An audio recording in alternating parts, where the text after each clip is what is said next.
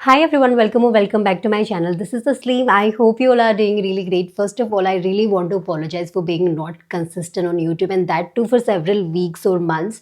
But आगे से I really promise कि सारे videos आपको back to back cabin crew के regarding आपको मिल जाएंगे. So today's video is a question that I've seen floating around in my YouTube video and वो question ये है कि will cabin crew job end at 30?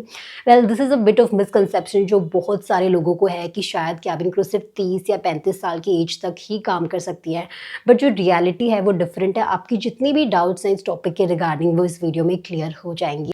In fact अगर हम बात करें इंटरनेशनल एयरलाइंस की तो बहुत सारी इंटरनेशनल एयरलाइंस आपको 30 की एज पे तो हायर करना स्टार्ट करती हैं as a cabin crew member. And if I talk about Indian Airlines तो इंडियन एयरलाइंस में आप 27, 28 या 29 ईयर्स तक तो आप कैबिन क्रू के लिए अप्लाई कर सकते हैं. तो आपको क्या सच में लगता है कि 5 साल के बाद में जब तक आप यंग दिख रहे हैं, जब तक आप ब्यूटीफुल दिख रहे हैं या आपके स्किन हेल्दी है तब तक आपको एयरलाइंस रखेंगे एंड फिर उसके बाद निकाल देंगे? बिकॉज बहुत सारे लोगों को ये लगता है.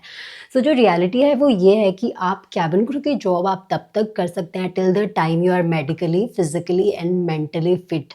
सो आपके हर साल you have to appear for the interviews till certain age. जैसे अगर आप 40 ईयर्स तक फ्लाई कर रहे हैं एज ए कैबिन क्रू तो आपको 4 साल में एक बार तो कम से कम उस मेडिकल राउंड के लिए अपीयर होना है. And to provide you a real world perspective, I have had the chance to fly with so many check leads and co-leads. बहुत सारी एयरलाइंस के ना हायरार्की होते हैं कैबिन क्रू में. जैसे अगर आप किसी स्पेसिफिक एयरलाइन में तो आप सबसे पहले बनेंगे cabin crew, then senior cabin crew, then आप बनेंगे lead cabin crew, then core lead cabin crew, check lead cabin crew. तो अगर आप एक्सपीरियंस्ड कैबिन क्रू से बात करोगे तो आपको डेफिनेटली उनके एक्सपीरियंसेस के बारे में पता चल जाता है. And I always use to ask every check lead या कोर लीड कि वो कैसे खुद को इतना अच्छे से graciously beyond the age of 30-40 years वो खुद को कैसे मैनेज कर लेते हैं.